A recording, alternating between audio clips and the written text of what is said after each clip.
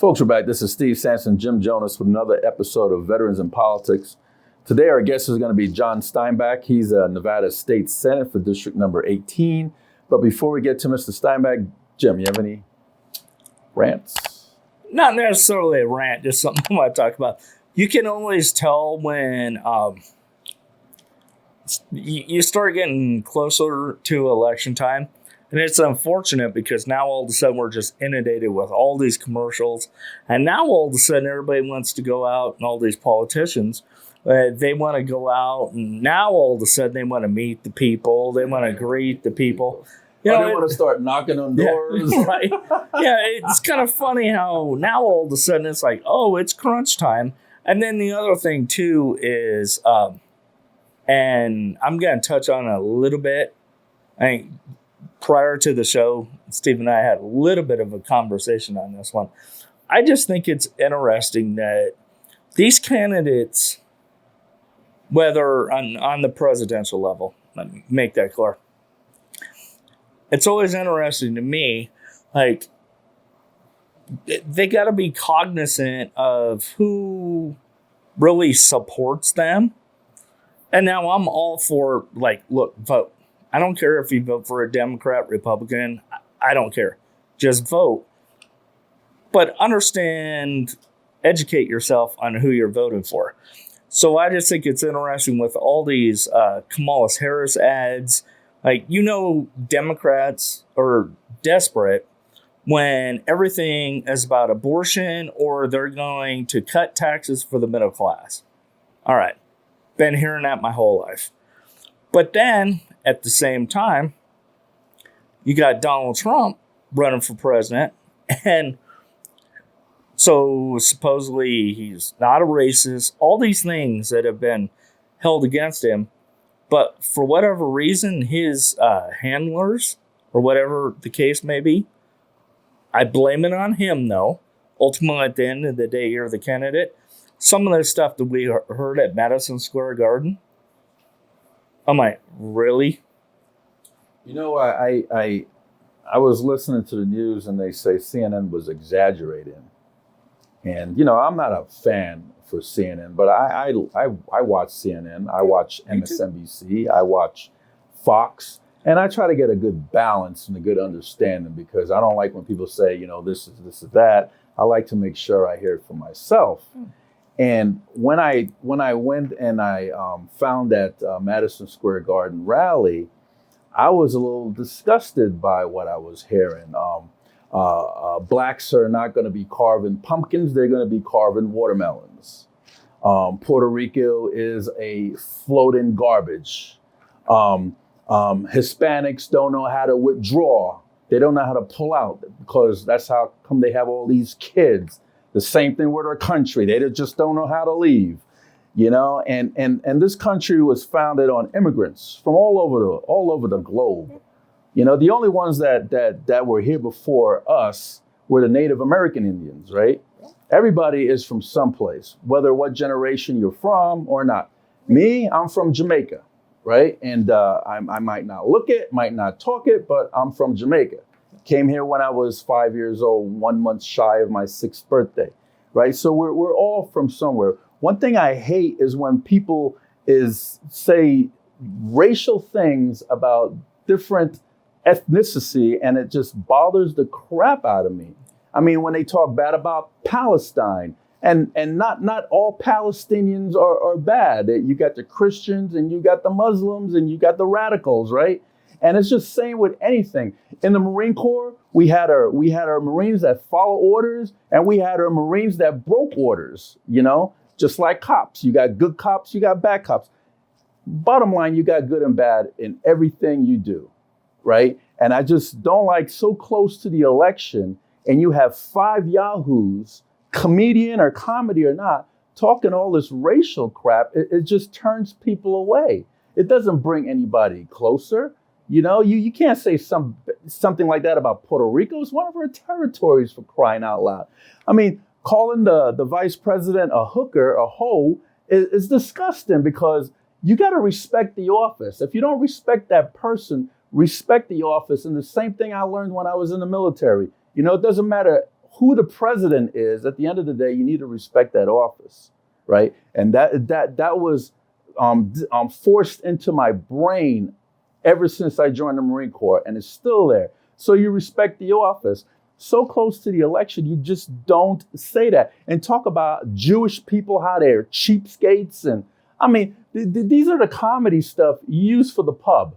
You go to Dre's After Hour Club and you listen to this comedy stuff and you hear these racial stuff. Okay, that's the setting for it, but not on an international stage when a man is running for president of these United States. You just don't say that. You got to know your audience. And it was more than just people I'm sure there were people that was in the audience at Madison Square Garden. They were probably disgusted by some of the things I was saying. But what about people that are at home watching from across the country, from in the Netherlands or in England or in Canada or even Puerto Rico that's watching this? What are they going to think?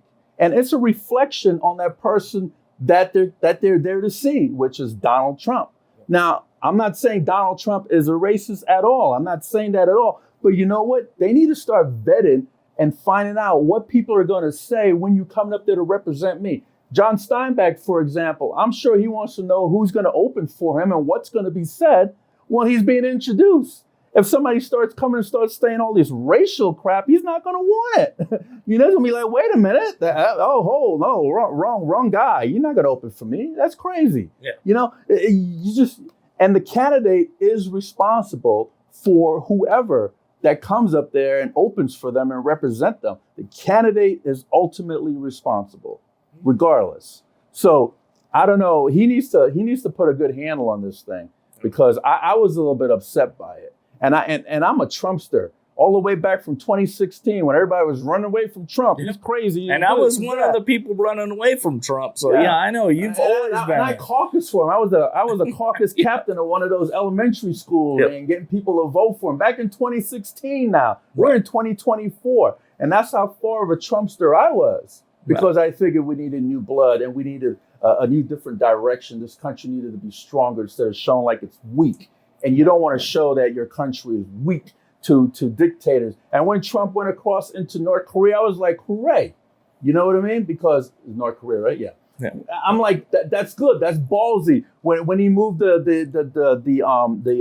U.S. embassy to Jerusalem. Yep. I'm like, I heard presidents talk about that for years, and he did it. I'm like, that is great. Do what you say you're gonna do. But and then he was pardoning a lot of people out of prison, and a lot of them were African American. He pardoned, and I follow that man ever since he came down that escalator at Trump Towers. Right. I followed him, but I've met him twice when he was non-president. It was before he was president. But to have people to come out and represent you and talk this vile, disgusting racial crap. Joke or not, I don't care. That is not the venue for it. And I was just disgusted by the whole thing. Yeah. Well, that's my rant. No, and I agree. And I agree with you, because I was at same level, which I think is interesting because, and this is something that I really want to get out to viewers and listeners. Like, unless you're colorblind, you and I are different colors. I have way less pigmentation than you do, and we have way different backgrounds, but we both have the same take out of it. Like, come on. And so my whole thing is that I think Republicans should be held to a higher account, and that's what they're going to have to do. Okay, so if Donald Trump wants to go out and talk about fake news, and a lot of it is, right? It's bias. Like, we all have biases. Then you got to be above reproach at some point, right? So, I mean, that's it for me. I mean, because I actually want to get to John, but you and I could have conversations about this all day. But the thing is that what makes veterans in politics unique is because, even though, contrary to popular belief, Steve and I do not always agree on everything. We've had some pretty in-depth conversations, but it's a civil conversation. at the end of the day, it's like, just know who you're voting for, why you're voting for them, and what actually can they do and cannot do.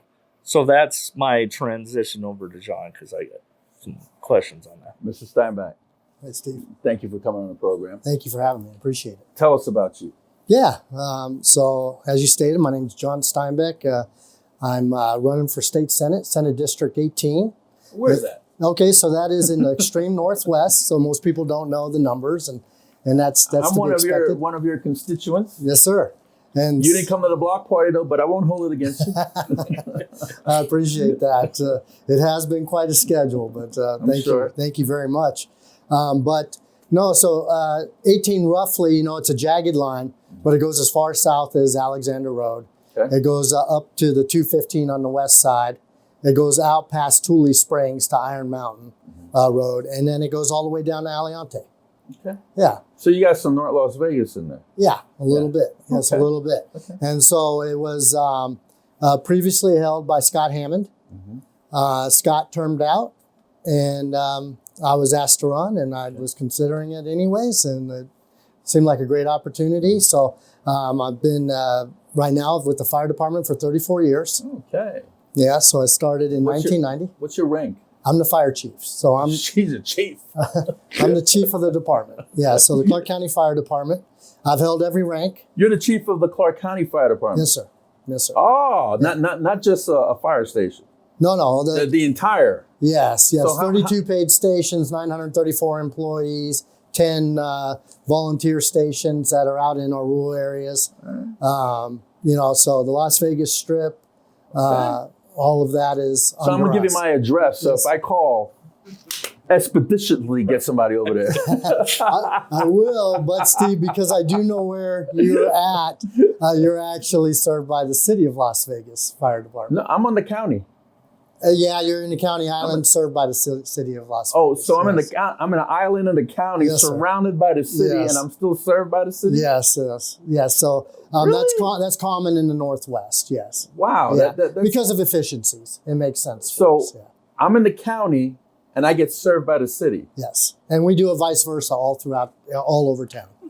We have what we call automatic aid, and so the closest station automatically goes regardless of jurisdiction. All right. And so I didn't yeah. even get to vote for a city council. That's not fair to No, me. no, you don't. Because they're the ones that appoint you, right? So the county commission appoints me. Oh, the county commission. County commission. Oh, yeah, that's appoints me. because you're in Yeah, the county, I'm and Clark I'm County. getting served by the city. Yes. Yeah. Yep. If it's a little bit bigger fire, or if the city's not available, then the county will be there, but Okay. they're a little bit further away from that area of town. So I've been with the department now since 1990. Okay.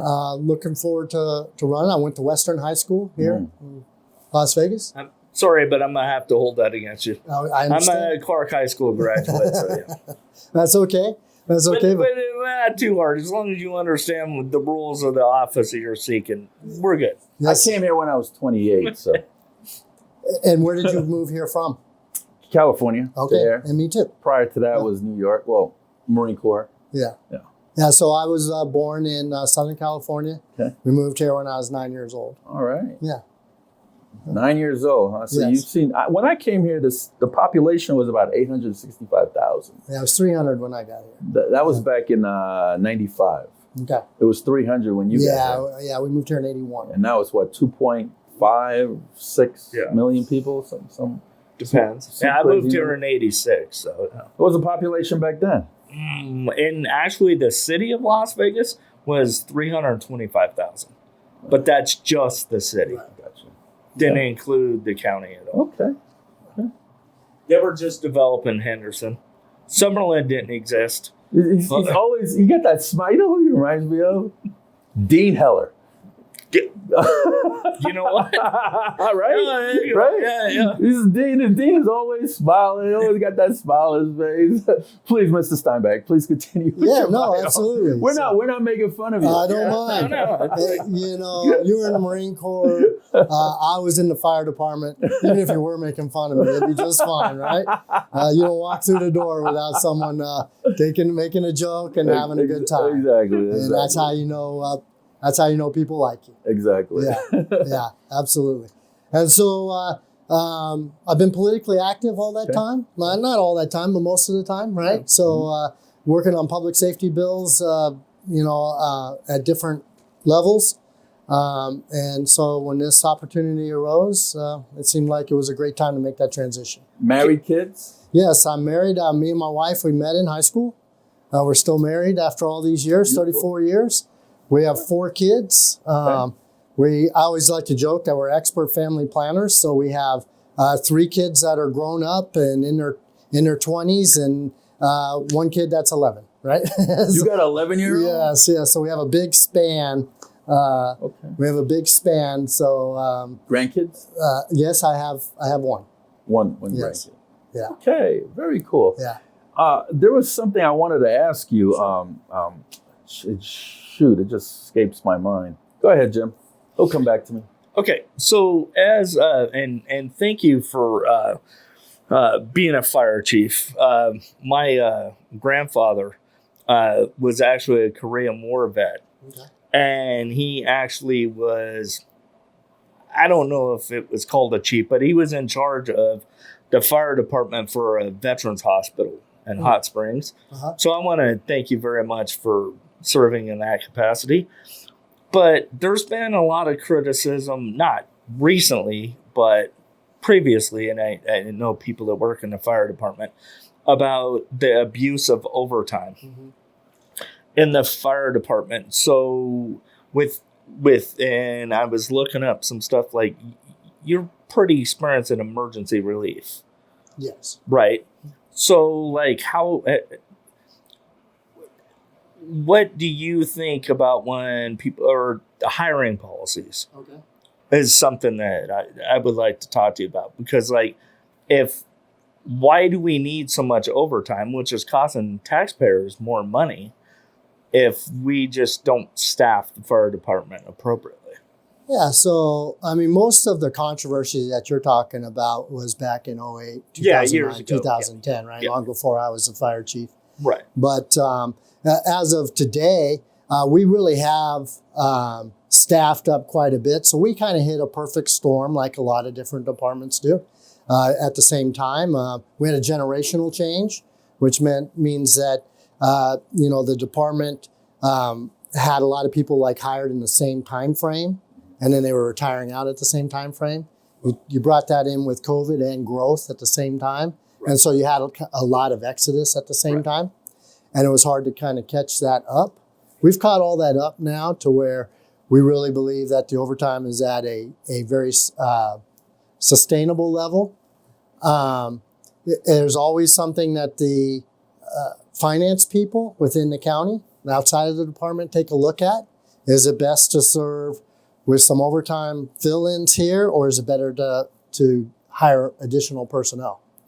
I'm always on the side of hiring additional personnel, but we have to have those positions in place. And I love our people that watch the finance side of it, right? If they say, hey, it's a little bit better for the taxpayers at this level, that's where we're going to ask you to work, then we can go ahead and we meet that. Where I do defend my people is when they work overtime, they've been asked to do so, right? So they don't create it. They don't, do anything to get it. They just, we have a staffing policy, and then we ask them to work it, and then they're away from their families and working during that time. So the fire department, so you have to have had quite a bit of experience in order to get to the level that you've achieved, and congratulations for that. But running as a Republican, like, you're a part of a very broad bureaucracy. Yeah. Because you got to deal with, and Steve had brought this up, you got to deal with the city, you got to deal with the county, you got to deal with all this funding. People like me complaining about firefighters shouldn't be abusing overtime. Right. Like, so as a Republican, though, how are you running as a Republican? Because just my perception is Democrats want more government, Republicans want less government. Right. So I'm just kind of curious of your take on that. Well, I mean, I'm a Republican my whole life. I mean, I idolized Ronald Reagan, right, growing up, and Republican is where my values lay. But I do believe in providing government services, especially public safety. and staffing those appropriately. And the services, I loved it when Abraham Lincoln, and I'll paraphrase it, but he stated that government is there to do for the people that which they can't do for themselves or they can't do very well for themselves, right?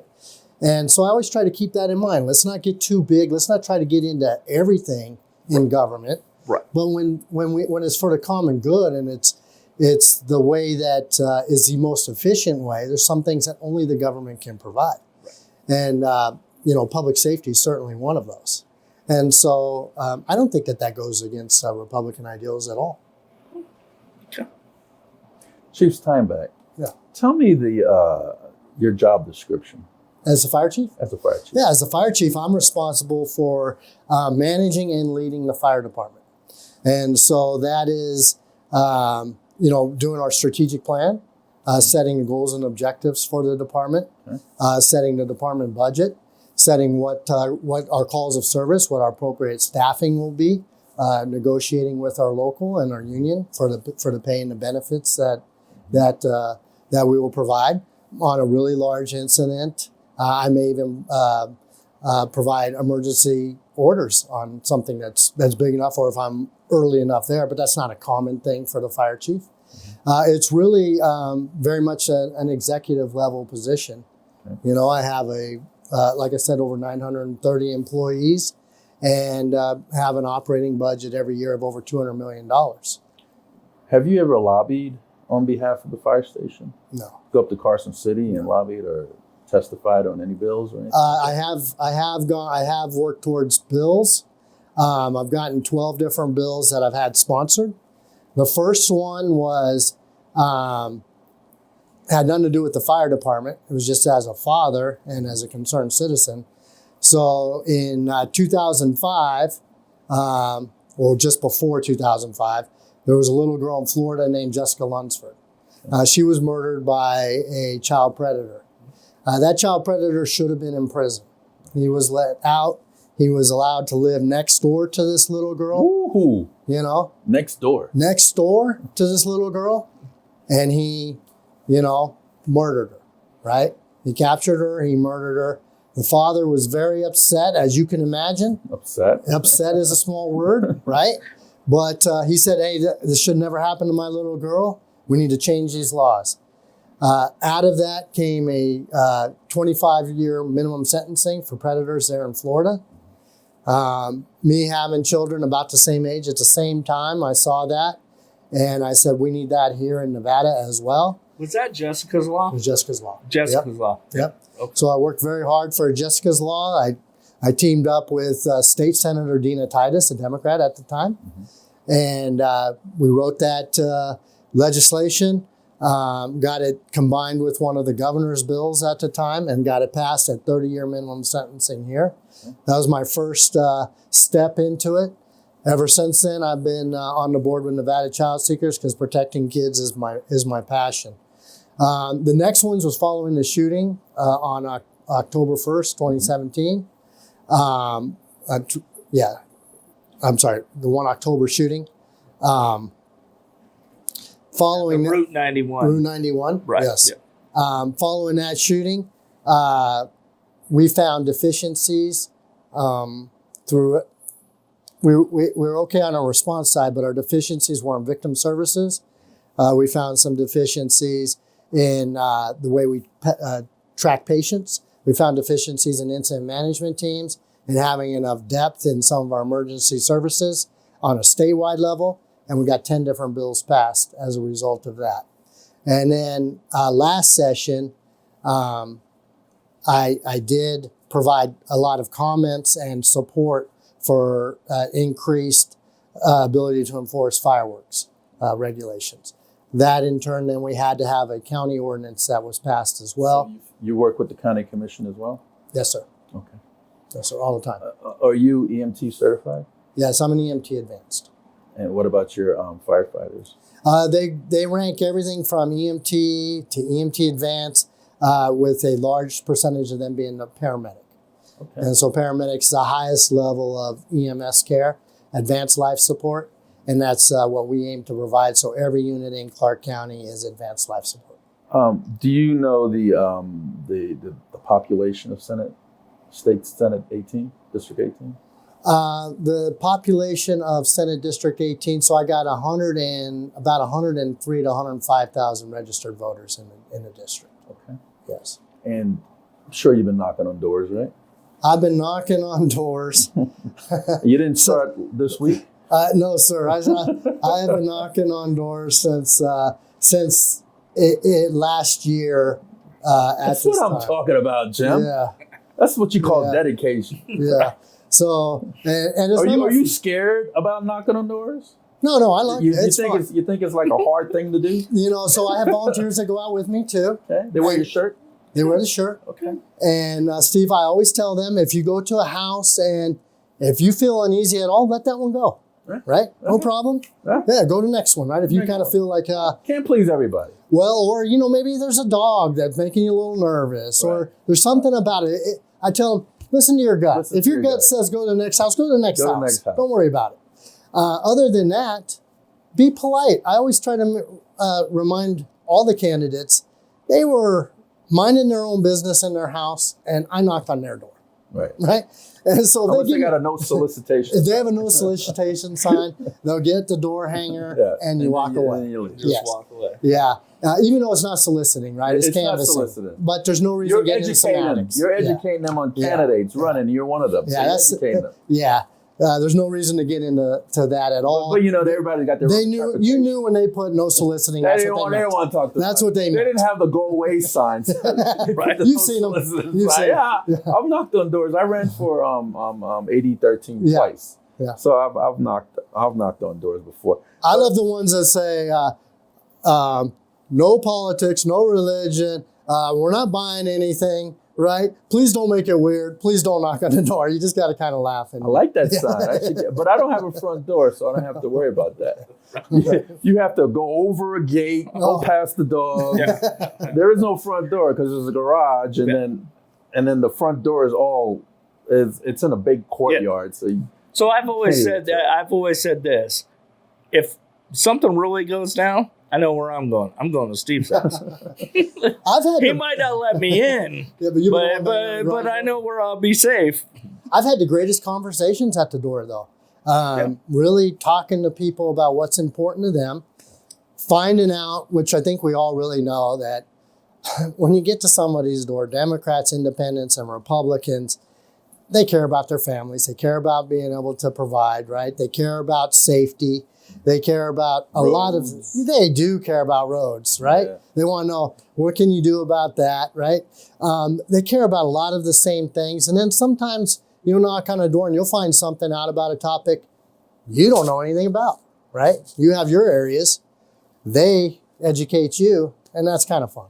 Do you think you could draft a bill that says that construction companies have to pick up the cones when they leave the area, as long as they make the area safe, and then whatever cones that's not in the direct area of being safe, those cones, they all got to go with you at the end of the day. Yeah. So instead of leaving all those cones out there, like somebody's working 2:00 in the morning and there's nobody there, but you got to maneuver through all these cones that causes admission problems. Right. Yeah. Traffic, it causes people to be late, and it causes stress and anxiety. So you got medical issues. Yeah. I mean, it causes all kinds of craziness. It causes just a lot of unnecessarily. Yeah. No, I mean, it definitely causes a lot of contention, right? I mean, people just get in a bad mood, right? From driving through all of the different roads, and we're not unique. You go to other big cities, and we're very similar. Mm-hmm. But let's make us unique. Let's make us unique and actually kind of. And I know a little bit about it. I'm not an expert on it, but a lot of it has to do with the county commission. As far as they're the ones that actually everybody always blames NDOT, but the way it was explained to me was, well, it's actually the county commission that decides how many cones are needed for a specific project. Distances, time frames, all that stuff.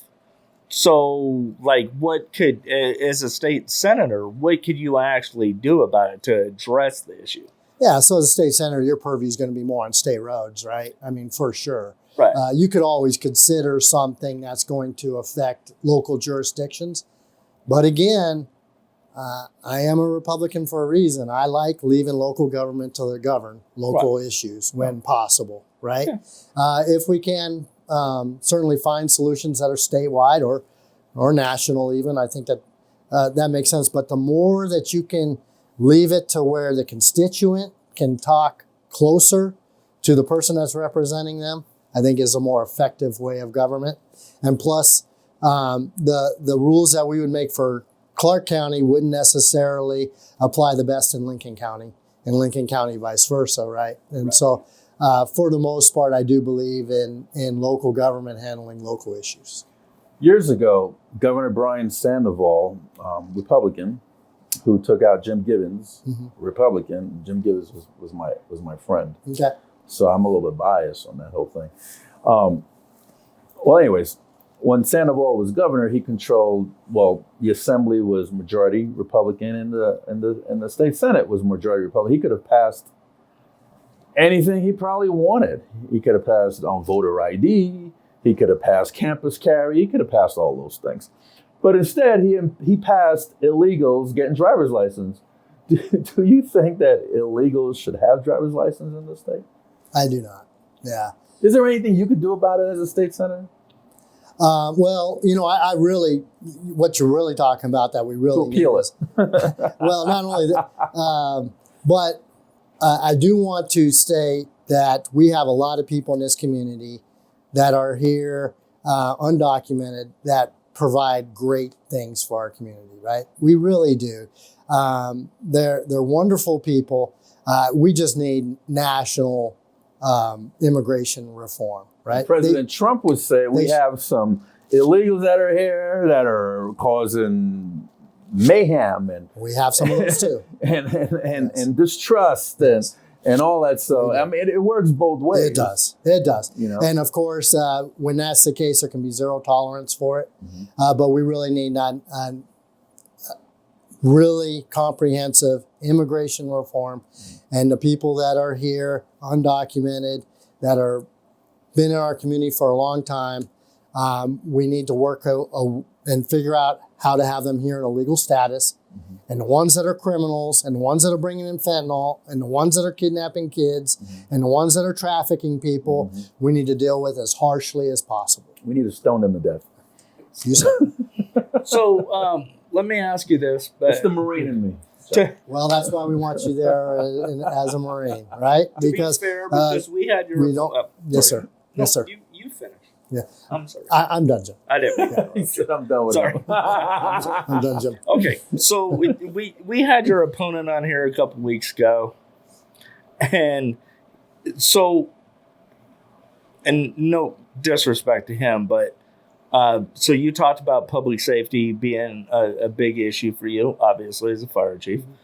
But what are exactly the state constitutional core roles that you can actually do as a state senator? Yeah. Because unfortunately, and people start educating yourself on this, a lot of people go, state senator, I don't even know what they do. Right. Yeah. So, I mean, what are the core roles of that office? Yeah. That got you excited to actually run for that office? Right. And why are you running for this office? Yeah, well, one that I'm very proud of is Governor Lombardo asked me to, right? I do believe that we need to have,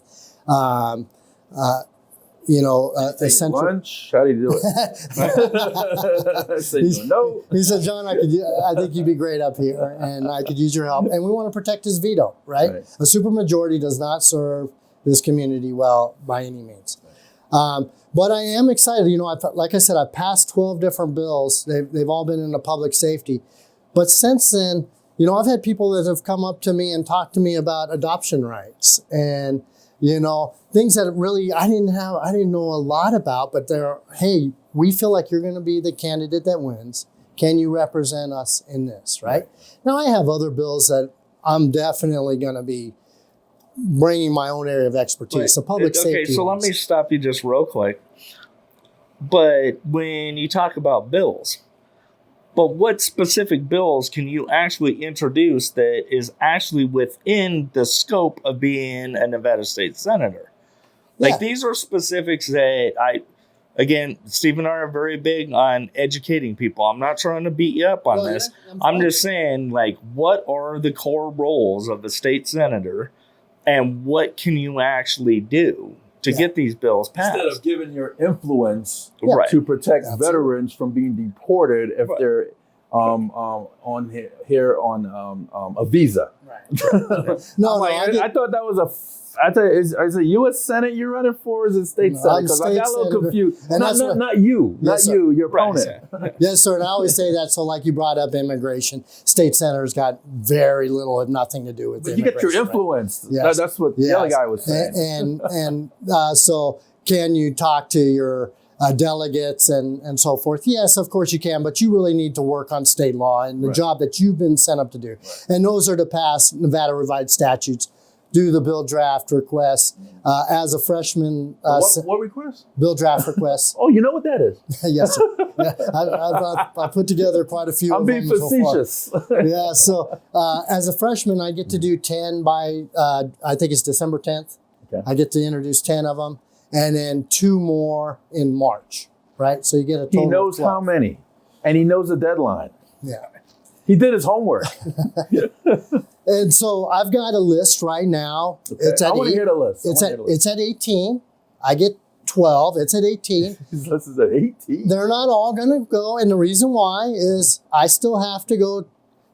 One, there's too many, right? You can't put in 18 in the 12. Well, and then you got to get someone to sponsor it. Well, that's me. He's sponsoring it. Yeah. And then, but the other side of that is that there's leadership, right? I want to talk to leadership and say, hey, what do you think about this? Has this been done before? Where has this failed? Where, is somebody else carrying this? That happens a lot.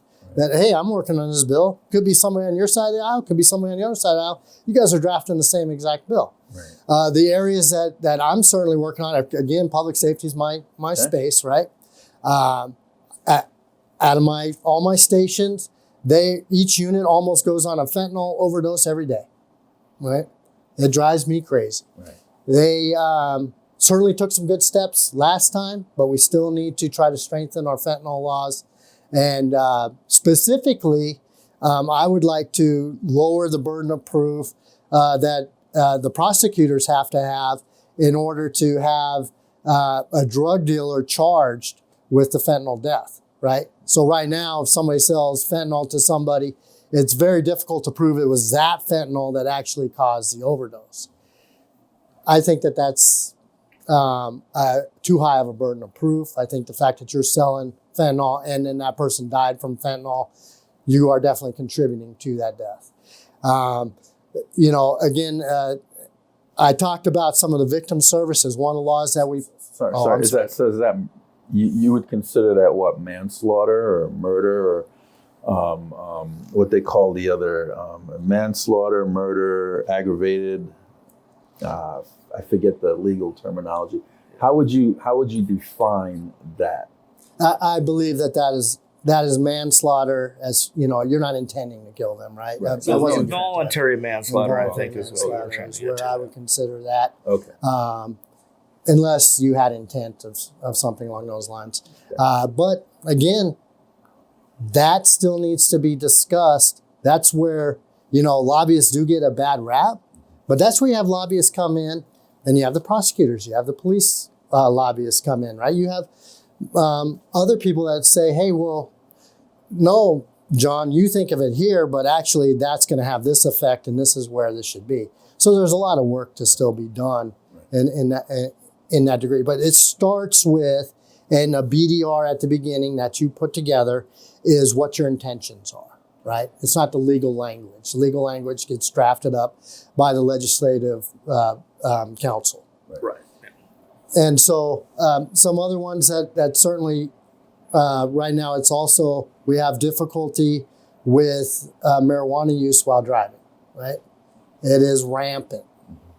You've seen this firsthand. We're seeing it firsthand. Being the fire chief. We're seeing it firsthand. Mm-hmm. We're seeing it all the time that's occurring. And I don't know exactly how we need to address that yet, but I do know that they need some more tools to address that specific issue because we're seeing it all the time. In fact, Steve, the worst call I was ever on, other than October 1 and some of the national calls that I've been on, but the worst accident I was ever on was Jessica Williams when she was high. And she was driving in drunk and smashed 6 kids. This is Jessica, was it? Williams. That's yes, right. Yes. Yeah, I She remember killed her. 6 kids on the side of the road. The exotic dancer. Yes. Yes. Yeah, we were first on scene there. Broke my heart, right? I mean, I can't believe it. It was terrible. And I just have absolutely no tolerance for it. I want to jump back on the marijuana. How do you handle that within your fire department? How do We you treat the patients. Yeah, in the fire department, we treat the patients. Okay, Yeah. but your employees, your firefighters, Oh. they could smoke marijuana in their leisure, right? No, we don't allow marijuana use. Then the governor passed Sisolak. Then he passed a law saying that you cannot test for marijuana in the state. We don't test for it, but we still don't allow it, right? I mean, you don't have like, come on, have your marijuana. Here's a sativa. Here's your indica. I mean, you don't pass it around in the fire station. I get that, but I'm saying on their own time, are they allowed? No. They're not. No. They're not allowed at all. No, sir. No. But what happens if they get caught? You can't fire them, can you? You know that if they're caught smoking marijuana, which I just haven't had, right? I haven't had that come across, Right. but it would be a violation of the rules, and it would be handled accordingly with the local and with the union. Obviously, off-duty use, it would be just like any other type of drug use that they might have. We always Like go a whiskey towards sour, rum and coke. I always go towards the treatment side. Okay. But still, even though all the things that have occurred, Clark County, and we don't allow our employees to smoke marijuana. I think what I'm getting at, they can if they want. Right. But if they get tested, like But you can't test. post accident, you could. They don't right? test for marijuana. They can't test for marijuana. But if I'm sure that if they get into an accident on the job, on the job, that's a total difference. Well, that's what I meant. But on their own leisure time, they could smoke marijuana if they want, as long as they're not working and they're not taking it to work. No, sir. They cannot. No, sir. I'm Even though I don't test for it, yeah. it's still not something that we allow. So it's strongly discouraged, but not technically legal, I guess. It's a very confused firefighter. So I understand that it's legal to use here, Right. but still there's public safety exceptions, right? And so we fall within that. You're familiar with Metro as well, right? Yes, sir. And you guys do these rival things, right? Football and hockey and all that, firefight against the cops. Is it allowed in the police department as well? Sir, no. It's not. No. Okay. He's smiling. It's not allowed. It's not allowed. So Mr. Steinbeck, what committees would you like to see yourself on as a state senator? Yeah, so obviously I want to go to my strengths, right? So, health and human services is something, that would be great for me. We're a huge medical provider, something I'm passionate about. Okay. I'm running on 4 different things, right? 1's public safety, 2's education, 3 is a good business and diverse economy, right? A good business environment. 4 is medical access, having more providers. I'd really love to be on health and human services. I think I'd also be valuable in government affairs with my background in that area. And the judiciary committee also interests me. Why judiciary? Again, I am a strong law and order person, and I think that falls back into the area that I would do well in. However, I'm also a very I wasn't ever a soldier, but a good firefighter as well. And where leadership thinks I'll be best, I'll also be happy to serve. You ever thought about running for county commissioner? I did not, no. Yeah, honestly, that was something I was going to ask. I just put a bug in his ear. It's going to be there for a while. Right. But Stavros Anthony. Yeah. Okay. Stavros Anthony. Was it no, it wasn't Stavros. It was Mark Hutchison. Uh-huh. While Mark was state senator, I call him up. I'm like, hey, Mark, you should run for lieutenant governor. And I was giving him my reasons why I think he would be a good lieutenant governor, thinking that, Sandoval was going to become a U.S. senator, appoint himself to the U.S. Senate instead of Dean Heller, and then he would have just go right into the governorship. And he goes, Sanson, you're crazy. And then 6 months later, I'm over here reading the paper. Mark Hutchison, lieutenant governor. I'm like, well, I'm not that crazy. So I'll put the bug in your ear and see what happens. Like, I'll keep tabs on you. I appreciate it, Steve. Yeah, so I'll keep tabs on you. I'm looking forward to serving in this capacity, right? And I know, you know what? Yeah. And I voted for you. Yeah, just thank for you. full disclaimer, I voted for you. I appreciate that. And my wife voted for you. So full disclaimer, we Yeah. both vote, and we had some other people vote for you as well. Thank you. I did. didn't like your Well, I opponent mean, at all. I couldn't, but Well, you know what I'm saying. I would. And that wasn't one of the reasons why I voted for you, because I didn't like your opponent, although that did play a major role after that last interview process. Yeah. But I did look you up too, and I did do my homework on you and find out what you're about. Well, thank you. And Background check too. You Yeah. remember that time in kindergarten? Remember what you did to that teacher? statutes of limitations way over on that. Statute of limitations. Way over on the kindergarten stuff. But no, I really appreciate that, and I'm looking forward to. Session is intense, Okay. but it's not very long, right? It's 120 days unless the governor calls for a special session. Right. You got to do your work beforehand. Then it's really intense. You got to review a lot of bills. Mm-hmm. You got to meet with a lot of people. You got to read them too. You got to read them. Yeah. You got to read them. In fact, Steve, one of the things I'm most nervous about is the stories that I hear of when somebody will bring you a bill and say, we're voting on this in 30 minutes, right? And you're like, really? Okay. That's where you got to be able to trust on your committees and say, hey, tell me, give me the notes on this. I would not trust that. I know, but I you just probably would have have no to choice at abstain. some time. Well, you can't abstain. Right. You just have to, You could abstain, you've been- Chief Steinbeck. You do know that, right? You've been sent up there to do a vote and to give the time. Well, you don't But want if to you're vote not for comfortable- something you don't know nothing about. Yeah, that's It where could be some pork in there. that's what scares me the most. You right? know, So that's- marijuana for all firefighters. You go, oh, wait a minute. Yeah. And so when I make policy now, I am very, very careful, very deliberate, very much, hey, let's talk about it. Let's beat it up. Let's test it for a little while if we can. Let's do everything we can to try to make really good policy. Right. Our framers in Nevada, they give you 120 days to get to work and get it done. And sometimes that's not enough time, right? But so that's one of the things that gives me pause about it. But one of the good things about it is after that 120 days is you do look forward to constituent services.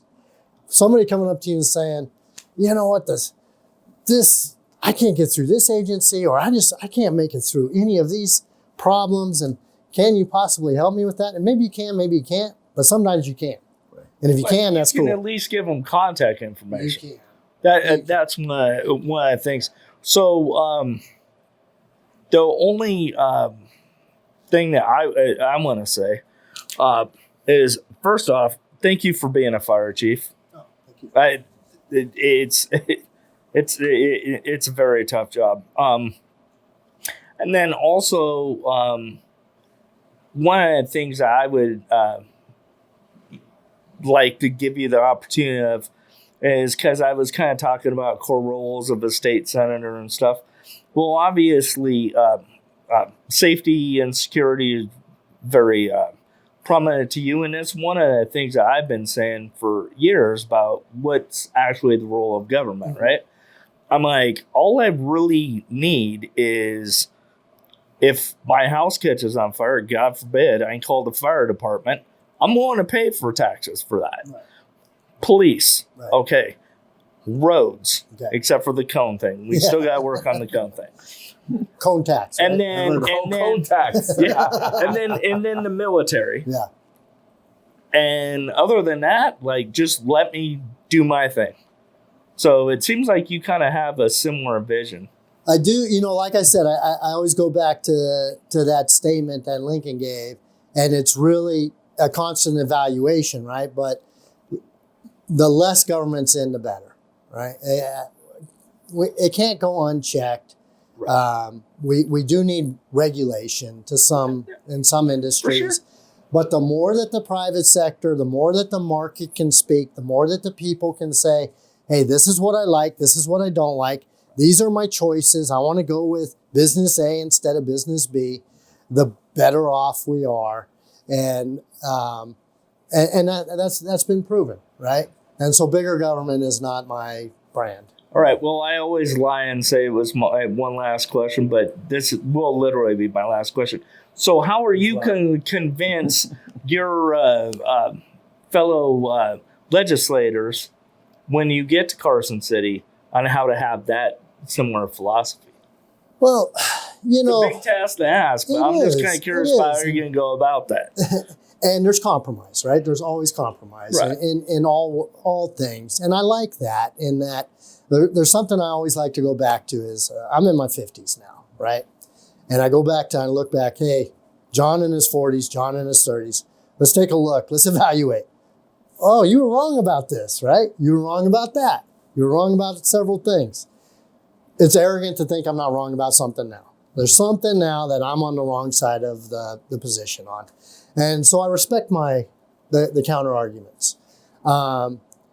And you got to stay there. You got to stay in a position of respect.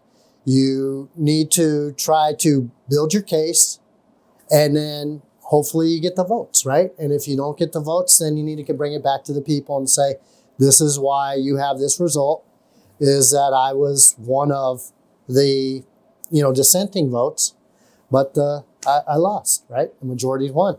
But no, it's that art of persuasion, of discussing, trying to get people to say, hey, yeah, I think this is better for the people of Nevada, and make your case.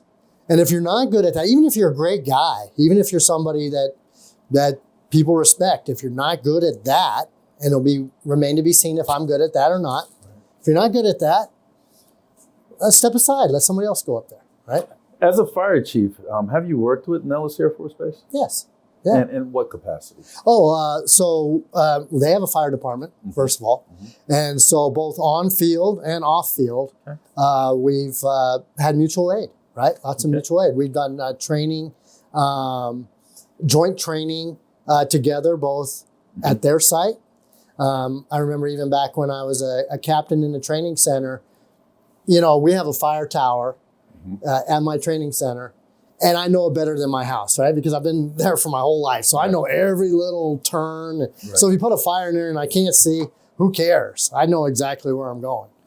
So you get kind of used to it. So we went ahead and we went out to Nellis and we used their tower, and we brought the whole department through their tower, for that little change of pace. So we've worked together in many ways like that. If we have a fire again or an accident that's right there by the base, they will come off base. They have a great department, great chief, and I'm glad to serve with them. Do you use that facility on East Tropicana? Is that a training facility over there? You know which one I'm talking about? So that facility's been there since I went through, almost unchanged. It's still my training center. But we are in the process of getting a new training center placed there at that same location. What's the percentage of veterans in your fire department? Oh, that's a great question. I don't know. Is there specific questions you ask if you're a veteran? What branch? So during the interview? Yeah.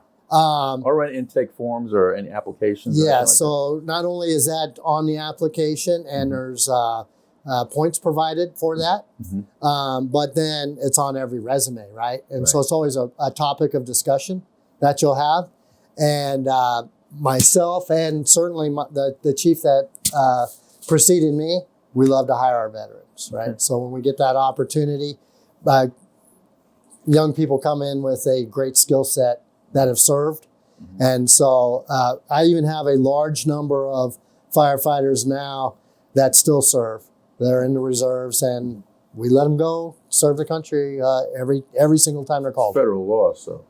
It's very easy. You can't fire them, Chief. No, I wouldn't even think about that. But we've gotten awards for the level of support that we give them, and sometimes it means that the next guy has to work, even if it's holidays or whatever. You have that shortage, but it's an honor that we can do that. And you're not leaving your position as chief. Who would take over for you once you're serving in the legislature? Yeah, so I have decided that I will retire. You are retiring? Yes, I'll retire before session. Are you naming your successor? So right now I have a senior deputy chief that's next in line to step into that role. What's his name? Billy Samuels. Okay. Yeah. All right. Yeah, and so he's in line to step into that role, and I tell him he's got to be prepared for if something happens to me tomorrow, or if for some reason if I stayed for 2 years, 3 years, 5 years, whatever that be, you're ready to take the reins the next day. Is there going to be a retirement party? There always is. Are we invited? Absolutely. You remember that, Jim? I remember that. Hold them to it. Whatever time on this thing. So when you're knocking on doors, Chief Steinbeck, what are your constituents telling you? I'm sure you ask, how could I help you? Right. What do you want to see from me being your state senator? What are they saying to you? Yeah. So everybody has been pinched by the inflation. Everybody. And to your point, again, as a state senator, I'm going to have limited effect on that. I never overpromise. Plus, there's what, right? 40, no, there's 42 assembly. There's 21 state 20, senate. 21 state 21 senators. But what can we address on that, right? We can make sure that your taxes are as low as possible. We can make sure that... When you say taxes, what are you talking about? Sales, property, gas? All the way across the board. I mean, we don't want to raise taxes on anybody, especially during this time right now, when you've had double-digit inflation and it's going out the door faster than it's coming in. That is at every door I knock. Is, hey, I can't afford my medical anymore. I can't believe how much it costs to go to the grocery store. Depending on their age, they might tell me a story about how many bags of groceries they used to bring home for $100 and the little bag that they bring home now for $100, right? So like a sandwich bag. like a sandwich bag, right? Pretty much. That is across the board. So the best thing that we can do is make sure that we have a good business environment that they can succeed in, that there can be wage hikes that try to match some of the inflation, that we can try to make sure that there's a lot of different businesses here that will drive prices down, right? Competition works to that. We can't affect, as a state senator, the national monetary policy that drove up all the inflation, other than having a little bit of a voice, like you said earlier, but not a direct vote. But that's at every door. The other things that you certainly hear at the door is public safety, right? They are concerned. They're having a substation in Centennial Hills, a brand new one that's coming online. I don't know when. I'm sure you probably have more intel on that than I do. I know that it's coming online. Yes, and that I know that they're very excited. I did reach out to the sheriff and ask.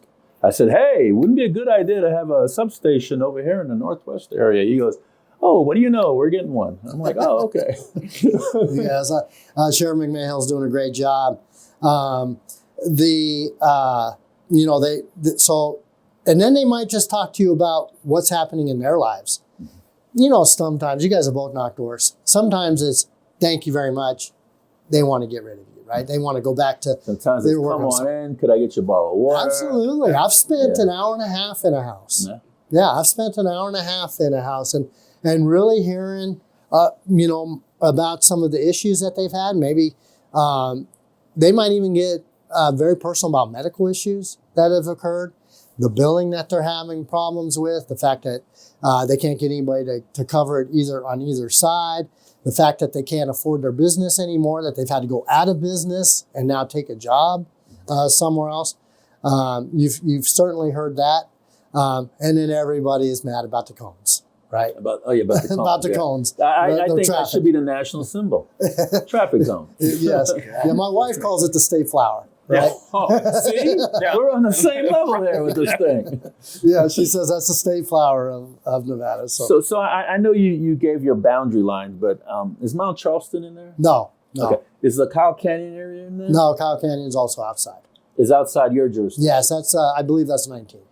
Okay, because I was going to ask you about development and stuff like that, because I know back in 03, Focus Group wanted to build a whole slew of hotels and houses there, and people protested against it. Yeah.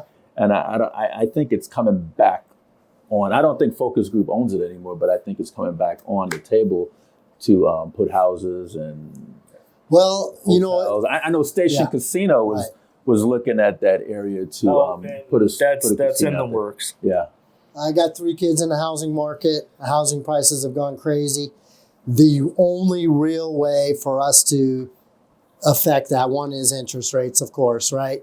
But the biggest way is supply, right? You have to have more inventory. If you don't have more inventory, then prices are going to continue to go up. Right. And so I know people sometimes are concerned with growth. We need to grow responsibly, but we have to have more housing inventory. Okay. Jim, you have anything more for the chief? No, but honestly want to say I really appreciate you coming in. And I know it's kind of tough when you're running for the Nevada State Legislature, trying to explain like what are the core rules of this, and then gerrymandering is always fun. Trying to explain your boundaries, but no, just thanks a lot. I know you're a very busy person. Thank you for being willing to step up and run for office. I don't think. Well, Steve and I kind of get it, but like most people don't realize running for public office is tough. And then, like you said, so when Steve and I ask you, so what are the number one questions you're getting when you're going door to door? And sometimes you got to just kind of go like, well, I can put you in contact with somebody, but I actually don't really have any control over that. Right. But thanks for at least being willing to go knock on doors. Unlike somebody else I know. Yeah, and I want to thank, I've had so many volunteers that have gone out and knocked on doors on my behalf, right? Yeah. And then they always leave my phone number if somebody wants to call. And people do call. They'll call and say, hey, you had a volunteer knock, I want to ask you about this. But I'm really grateful to them. And door knocking, it's crucial. It's not only is it crucial to win, these types of races, but it's crucial to hear what the people what people have to want say. from you. It's very educational too. Yeah. And I could understand if you're running for a statewide race, or a county race. Yeah. I get it, but when you're running for a district, state senate, I know state senate is a little larger. I know county commission districts are larger than state senate, but you still need to, knock on those doors and find out what your constituents' concerns are, what their issues are. You really need to do that, and I think it's crucial to getting elected. Yeah. And once you don't do that, I find a person that doesn't do that to be very lazy and don't really take that position seriously. They just want to be able to put their name on a ballot, but not really looking out for the betterment of their constituents that they want to vote for them. And that's I take these things extremely seriously. Some people say that I take it personally, and I do, because you're representing the whole state. I mean, your vote would control laws for the entire state. Yeah. And when people say to me, well, you know what, these assembly races and these state senate races is to get your feet wet, I think it's bullshit. I mean, you're making laws. You don't get your feet wet making laws. I want somebody that's coming from a background such as yourself, that know how to implement laws, know about budgets, know about employment, know how different things work within their space, if you want to will, their wheelhouse, if you want to call it. No, I mean, but fire chief. You got 900 plus employees. You're familiar with Carson City. Your other person didn't even know what that was, but you're familiar with Carson City, and I find all those things very crucial. And I'm honored that you decided to run for this, and I think that you'll get it hands down, is my personal belief, because I live in your area. It's not like I don't live in that area. I actually live in. I had the block party, and we were, it wasn't political, but it was meet the neighbors, and people were coming back and asking me, who'd you vote for state senate? Who'd you vote for Assembly District 13? Because that's in my preview there. Who'd you vote for school board trustee for the area? And I'm the type of person, I have no problems answering those questions. And I'll tell them why I voted for this person and why I didn't vote for that person, and a lot of people just don't know how to put those two together. But I just wanted to thank you for coming out and being on the show and explain your position. And is there anything that you wanted to cover, Chief Steinbeck, that we haven't covered? No, I mean, I just like to thank you for serving, and thank you for taking time to do this and to be involved and let people meet the candidates, right? Absolutely. I mean, that's great, and then they can decide for themselves, right? But many times, and I never hold it against people, when you're working all day and then you got to get your kids to the games and then you got to do homework and then sometimes they don't get as much time to put attention into the candidates as maybe they would have liked. And then that's where we come. That's where you come in. It is, right? That's where they find a source, right? That's where they find a source to say, hey, can you tell me about so-and-so? Because life is busy. It is hard. And another thing I always say is just, try to show each other some grace. So why didn't you come to her endorsement interview, Chief Steinbeck? I came to your endorsement. Were you there? Yes. Was he there? He was there. Yeah. What happened? Mike Kelly. Oh, I said that out loud. Sorry. Well. Just I thought I did very well. Just for total disclaimer, Chief Steinbeck, I don't sit on the panel, as you could see. I wasn't there. I don't ask questions. This is the only time I really get to with the one-on-one more personal. But I don't vote unless it's a tie, and I try so much to make sure it's never a tie. I always put an odd number amount of people on there, so it'll never be a tie. But I would have voted for you, just to let you know. No. Richard MacArthur was. It was Richard MacArthur. Richard MacArthur. That's why. MacArthur's our buddy. Yeah, I beat Richard. We have longevity. Yeah. I beat him in the primary. I respect him. He did a lot of service as the assembly. He served in Vietnam. He flew with the FBI. I talk out of turn then. Yeah. And so when you guys endorsed Richard, I tipped my hat and said, I'm on to the next one. And so we did very well. But you were president. You were president. I came. Yes, I need to go back and take a look at that. How many people were there, Jim? 6. 6, It was 6 of you there? Yeah, it was one of the largest ones we had. Yeah. Well, when you do these endorsements for this year wasn't for the entire state. Right. Yeah. Well, the whole county of Clark is that alone is a lot. Like in 26, we're going to have the 58 Clark County District Court seats up for grabs. So that's I'm not gonna really remember everything all the time. Agreed. But I try my best. I get it. No problem at all. Richard MacArthur, we still love you, baby. Have you reached out to him? Had he reached out to you? I've seen Richard at a couple of political events since then, because he was still serving as the assembly, right? Even though they're not active, still as part of that. And I've been really fortunate. I've been able to make it through the primary and the general and never said a bad word about any opponent. I had nothing but respect for Richard, and I think that still shows through. Okay. Yeah. Okay. Well, Mark is going to zoom in, look right into the camera, and tell folks why they should go to the voting booth and vote for you if they haven't already. Okay. And your point of contact and anything you want to shout out to the wife, give the grandkids a thumbs up, whatever you want to say. Absolutely. So again, please vote. You've got until Tuesday. Obviously, early voting ends on the 1st, but then Tuesday is voting at the polls. And please, I would appreciate your vote.